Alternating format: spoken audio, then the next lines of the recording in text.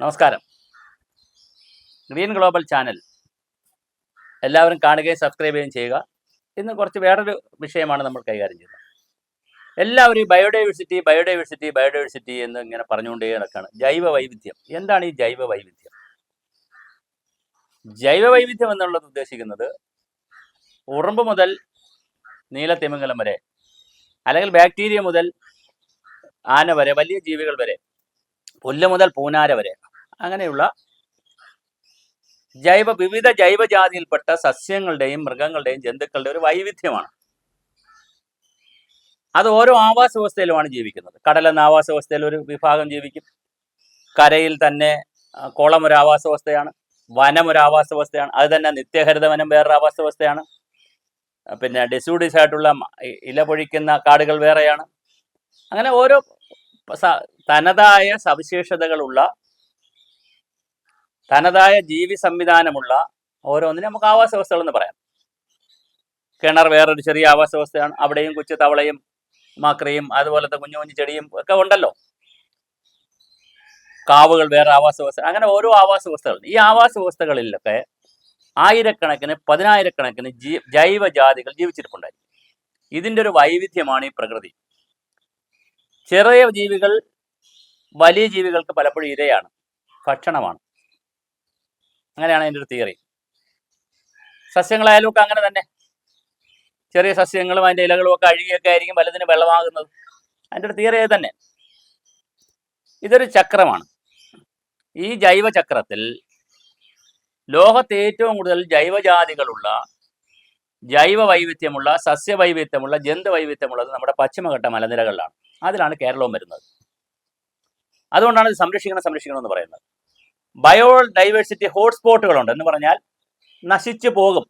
നമ്മുടെ ശരീരത്തിന് ചില മർമ്മസ്ഥാനങ്ങളൊക്കെ ഉണ്ടല്ലോ, അത് സൂക്ഷിച്ച് കൈകാര്യം ചെയ്യും. ഇപ്പം കണ്ണ് വളരെ ശ്രദ്ധിച്ച് നമ്മൾ കൈകാര്യം ചെയ്യേണ്ട ഒരു അവയവമാണ് മറ്റ് അവയവങ്ങളിൽ. അതുപോലെ ഓരോ ഭാഗങ്ങളുണ്ട് മർമ്മമായ പ്രധാനപ്പെട്ട, അത് വളരെ സൂക്ഷിച്ച് കൈകാര്യം ചെയ്യേണ്ട മറ്റ് സ്ഥലങ്ങളെ അപേക്ഷിച്ച്. എന്ന് പറഞ്ഞ പോലെ പ്രകൃതിയിലെ, ഭൂമിയിലെ വളരെ ഹോട്ടായിട്ടുള്ള, അല്ലെങ്കിൽ നശിച്ചു പോകാൻ സാധ്യതയുള്ള, സംരക്ഷിക്കപ്പെടേണ്ടുന്ന ഹോട്ട്സ്പോട്ടുകളുണ്ട്. നീലഗിരി റിസർവ് ഫോറസ്റ്റ് എന്ന് പറയുന്നത് നീലഗിരി ഹോട്ട്സ്പോട്ടായിട്ടൊക്കെ ഐക്യരാഷ്ട്രസഭ പ്രഖ്യാപിച്ചിട്ടുണ്ട്. വലിയ ഒരു നമ്മുടെ സഹ്യാദ്രി പശ്ചിമഘട്ട മലനിരകൾ എന്ന് പറഞ്ഞാൽ വലിയ ബയോഡൈവേഴ്സിറ്റി ഉള്ള ഒരു പ്രദേശം. അതിൻ്റെ ഭാഗമാണ് കേരളമൊക്കെ. നമ്മുടെ പശ്ചിമഘട്ട മലനിരകളിൽ ഏകദേശം 4000 ജൈവജാതിയിൽപ്പെട്ട പുഷ്പിത സസ്യങ്ങളുണ്ട്. 4000 4000 വൈവിധ്യമാണ്. ആലോചിച്ച് നോക്കൂ. ഒരു 1600 ജാതികളും ഒരേ സ്ഥലത്ത് തന്നെ കാണപ്പെടുന്നതാണ് ഈ 4000-ൽ. ചിലതൊക്കെ നശിച്ചു പോകും. നശിച്ചു പോകുന്നതിന് നമ്മൾ എക്സ്റ്റിങ്ക്റ്റ് ആയി പോകുക എന്നാണ് പറയുന്നത്. ചിലത് തനതാണ്, ആ സ്ഥലത്ത് മാത്രമേ കാണുകയുള്ളൂ, വേറെങ്ങും കാണത്തില്ല. ആ ദേശത്തിലെ ജാതിയാണ്, ദേശജാതി എന്നൊക്കെ പറയാം. ആ ദേശത്ത് മാത്രമേ കാണുള്ളൂ, വേറൊരു സ്ഥലത്ത്. ഇപ്പം നീലക്കുറിഞ്ഞി പൂക്കുന്നത്, അത് 12 വർഷത്തിലൊരിക്കൽ പൂക്കുന്ന അവിടെ മാത്രമല്ലേ പൂക്കുന്നുള്ളൂ. അപ്പോൾ അങ്ങനെ ദേശജാതികൾ കാണും. ഒരു 66 ഗണത്തിൽപ്പെട്ട 145 വന്യബന്ധുക്കൾ അല്ലെങ്കിൽ വനബന്ധുക്കൾ, കാർഷിക വിളകളൊക്കെയാണ്. എന്ന് പറഞ്ഞാൽ ഒന്ന് മറ്റതിന് സപ്പോർട്ട് ചെയ്യുന്ന വനബന്ധുക്കളായിട്ടുള്ളതുണ്ട്. കുരുമുളക്, ഏലം, കുറുവ, മഞ്ഞൾ, പ്ലാവ്, മാവക ആ വിഭാഗത്തിൽ വരുന്നതാണ്. ഈ വനബന്ധുക്കൾ അല്ലെ എന്ന് പറയുന്ന വിഭാഗത്തിൽ നിന്ന് വരുന്നതാണ്. കാർഷിക വിളകളുമായി ബന്ധപ്പെടുത്തി വരുന്നത്. ഒരു 48 ഇനത്തിൽപ്പെട്ട സസ്തനികളുണ്ട്. മുയൽ പോലുള്ള സസ്തനികൾ 48 ഇനത്തിൽപ്പെട്ടതുണ്ട്. 275 ഗണത്തിൽപ്പെട്ട ഇഴജന്തുക്കളുണ്ട്. നമ്മൾ പാമ്പിനെയും പഴുതാരെയും പല്ലിയെയും ഒക്കെ കണ്ടിട്ടുണ്ടാവുള്ളൂ. പക്ഷേ 275ഓളം ജീവജാതികളുണ്ട്. ആകെ ജൈവ വൈവിധ്യത്തിന്റെ ഒരു 22%, പശ്ചിമഘട്ടത്തിന്റെ 22% കേരളത്തിലാണ് നടക്കുന്നത്. അപ്പൊ എത്ര വലിയ റിച്ച് കലവറയാണെന്ന് നോക്കണം. ഒരു 372 ജൈവജാതി കേരളത്തിൽ കിടപ്പുണ്ട്. ആകെ ഉള്ളത്, അല്ല 372 ആകെ ഉള്ളതിൽ ഒരു 101 ജൈവജാതികളും കേരളത്തിൽ തന്നെ ഉള്ളതാണ്. നമ്മുടെ മലനാട്, ഇടനാട് പ്രദേശങ്ങളിൽ ഏകദേശം 326 ഇനത്തിൽപ്പെട്ട പക്ഷിജാതികളുണ്ട്. അപ്പോൾ 326 ഇനം പക്ഷിജാതികൾ തന്നെ ഉണ്ടെന്നാണ്. അപ്പോൾ അതിൻ്റെ ഉപവിഭാഗങ്ങളുടെ എന്തുമാത്രം ഉണ്ടായിരിക്കും നമ്മുടെ ഒരു വൈവിധ്യം. ഒരു 318ഓളമുള്ള ജൈവജാത നിശാശലഭങ്ങളുണ്ട്. നിശാശലഭങ്ങൾ നോക്കൂ, അത് തന്നെ ഒരു 318. ചിത്രശലഭങ്ങൾ ഒരു 95 ജാതി. നമ്മൾ 1, 2, 3 ഒക്കെ കണ്ടു കാണും മനുഷ്യർ. 95 ജാതി. മരത്തവള 40 ഇനം മരത്തവളകൾ. കശേരുക്കളായിട്ടുള്ള ജീവികൾ 285, ലിസാർഡുകൾ 30, പിന്നെ കാവുകൾ, കുളങ്ങൾ, ഇങ്ങനെ വലിയൊരു ആവാസ വ്യവസ്ഥയാണ്. ഈ ജൈവ വൈവിധ്യത്തെ സംരക്ഷിച്ച് നിലനിർത്തിക്കൊണ്ട് മാത്രമേ മാനവരാശിക്ക് മുന്നോട്ട് പോകാൻ കഴിയൂ. ഇതാണ് പ്രശ്നം.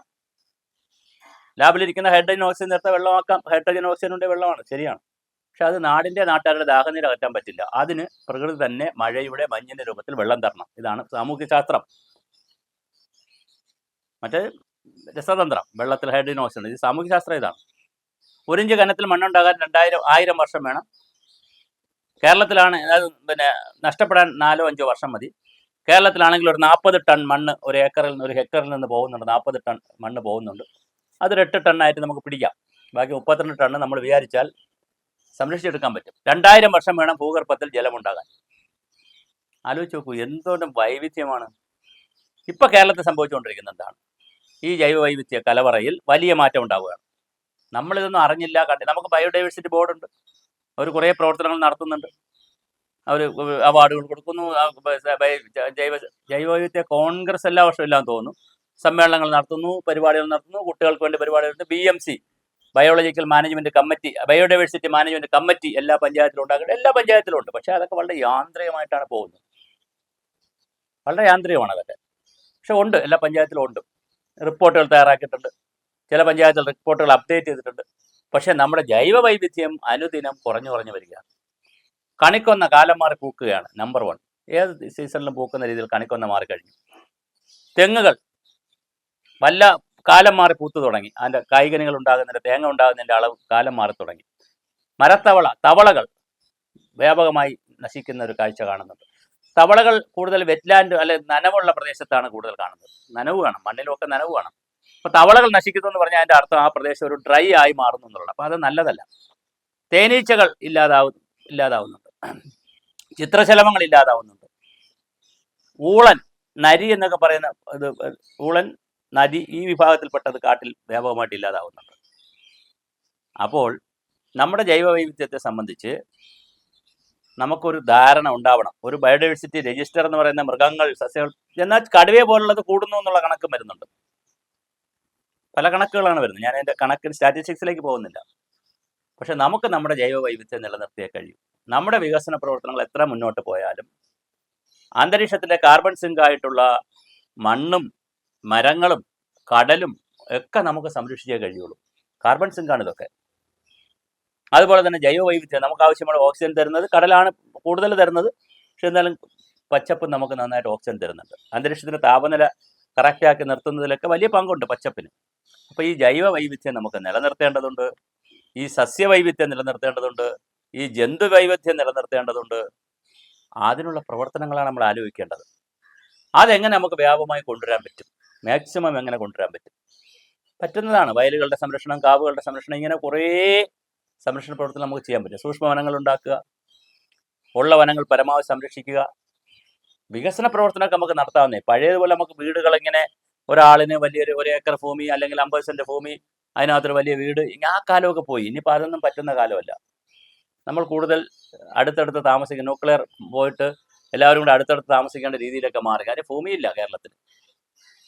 അപ്പോൾ പുതിയ കേരളത്തെക്കുറിച്ച് നമ്മൾ ചിന്തിക്കണം. പുതിയ കേരളം എന്ന് പറയുന്നത് ജൈവ വൈവിധ്യത്തെ സംരക്ഷിക്കുന്ന ഒരു കേരളമായിരിക്കണം. ഞാനീ പറഞ്ഞ ഇത്രയും ജൈവജാതിയിൽപ്പെട്ട സസ്യങ്ങളും ജന്തുക്കളും ഒക്കെ ഇവിടെ പലതും എക്സ്റ്റിങ്ക്റ്റ് ആവുകയാണ്. എക്സ്റ്റിങ്ക്റ്റ് ആകുന്ന പറഞ്ഞാൽ വംശനാശം സംഭവിക്കുകയാണ്. പിന്നെ ഉണ്ടാവില്ല. ദേശജാതിയിൽപ്പെട്ട ആ ദേശത്തല്ല വേറെ ദേശത്തോട്ട് ഉണ്ടാവില്ല. പറിച്ചു നട്ടാൽ അത് നഷ്ടപ്പെട്ടു പോകും. പിന്നെ നമ്മളിപ്പോൾ ഈ സൂക്ഷ്മവനം ഉണ്ടാക്കുമ്പോഴും അതുപോലെ തന്നെ ഈ മിയാവാക്കി ഉണ്ടാക്കുമ്പോഴൊക്കെ പലപ്പോഴും ശ്രദ്ധിച്ചു പോകുന്നൊരു അപകടം, പെട്ടെന്ന് വളരുന്നത് ആ പ്രദേശത്തിന് അനുയോജ്യമല്ലെങ്കിൽ, ഓരോ പ്രദേശത്തിന് അനുയോജ്യമല്ലെങ്കിലും പെട്ടെന്ന് വളരുന്നത് കൊണ്ടുവയ്ക്കും, മറ്റൊരു സ്ഥലത്തത് കൊണ്ടുവയ്ക്കും. അത് വെക്കരുത്.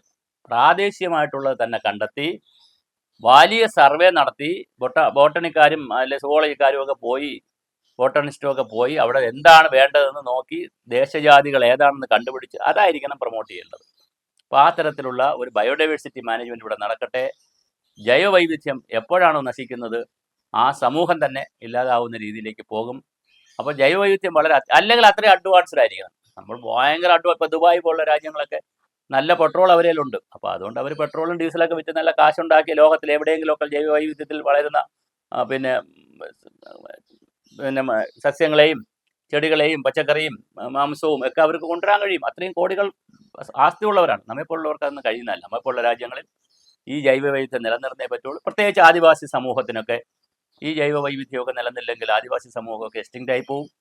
അപ്പോൾ തീർച്ചയായിട്ടും നമ്മുടെ കടൽ മുതൽ കാട് വരെയുള്ള, തീരം മുതൽ കാട് വരെയുള്ള കേരളത്തിൻ്റെ ഭൂമിശാസ്ത്ര പ്രദേശത്തെ, പ്രത്യേകിച്ച് പശ്ചിമഘട്ട മേഖലയിലെ ജൈവ വൈവിധ്യത്തെക്കുറിച്ചാണ് ഞാൻ സംസാരിച്ചത്.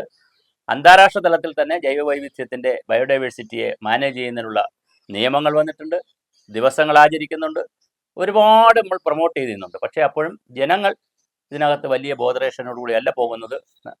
പരമാവധി വീട് വെക്കുമ്പോൾ മരങ്ങൾ മുറിച്ച് മാറ്റുക, മുറ്റം സിമൻ്റ് ഇടുക, റോഡ് വെക്കുമ്പോൾ എല്ലാം ചെയ്യുമ്പോഴും പരമാവധി നാശവും കൂടി മറ്റൊരു വസ്തുവിനെ, പ്രകൃതിയെ നശിപ്പിച്ചുകൊണ്ടാണ് ചെയ്യുന്നത്. അത് ചെയ്യരുത്. ജൈവ വൈവിധ്യത്തിൻ്റെ പുതിയ ഇടങ്ങൾ നമുക്ക് കണ്ടുപിടിക്കണം. അതിനുള്ള പ്രവർത്തനങ്ങൾ കൂടി ഏറ്റെടുക്കാൻ ഗ്രാമപഞ്ചായത്തുകൾക്കും തദ്ദേശഭരണ സ്ഥാപനങ്ങൾക്കും ഈ നാട്ടിലെ ബയോഡൈവേഴ്സിറ്റി മാനേജ്മെൻറ്റ് കമ്മിറ്റികൾക്കും വ്യാപകമായി അത് ചെയ്യാൻ കഴിയട്ടെ. റിപ്പോർട്ടുകൾ ഉണ്ടാക്കുന്നതിലല്ല അതിൻ്റെ മാഹാത്മ്യം. അത് വേണം, തീർച്ചയായും സ്റ്റാറ്റിസ്റ്റിക്സും കണക്കെടുപ്പും അത്യാവശ്യമാണ്. പക്ഷെ അതിനേക്കാൾ പ്രധാനം ആക്ഷനാണ്.